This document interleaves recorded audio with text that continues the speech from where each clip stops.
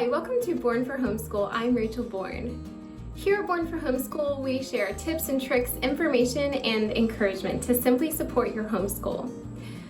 In case you're new here, I am the wife of Daniel and the mama of 4 kids. The oldest 3 I am homeschooling this year, so we'll have a kindergartner through a 5th grader. This week I wanted to do something a little bit different, and I wanted to discuss with you some of the big homeschool questions. Questions like, how do I start? How do I choose the best homeschool curriculum? What date should I start our homeschool? How many hours a day should I be homeschooling? And another big question is, what counts as learning? So I'm hoping to keep these videos short and sweet. I want them to be full of information and resources and helpful tools for you, but I know that your time is a precious resource and I want you to be able to get the most value out of the shortest amount of time possible. So let's discuss the question, how do I start homeschooling?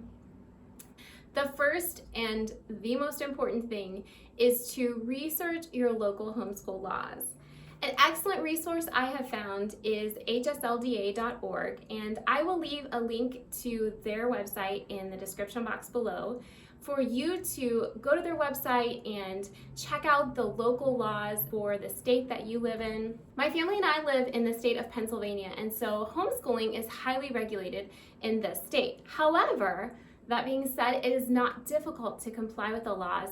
It's important to know what they are and to know the steps that I need to take in order to be in compliance, but it's not a difficult thing. So be sure to research your local laws to determine the steps you need to take in order to comply with the laws of homeschooling. The second thing that I think is really important for homeschooling is to write out your mission and your goals, because having your mission and your goals in front of you will help you answer a lot of the other questions, the big questions of homeschooling, things like what kind of curriculum that should we use and how many hours a day should we be homeschooling and what does learning look like. A lot of those answers come from your mission and your goals for homeschooling. So I think the second most important thing is for sure to write out the mission you have and the goals that you have for homeschooling for this year. Your mission and goals for homeschooling may change. So I think that writing down your mission and your goals for homeschool is crucial for helping you answer some of the other big homeschool questions. Well, thanks so much for watching today. I hope you found this video helpful. If you did, leave it a thumbs up.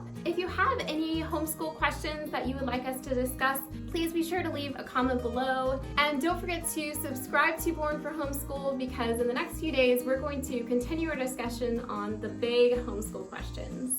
See you again in the next video.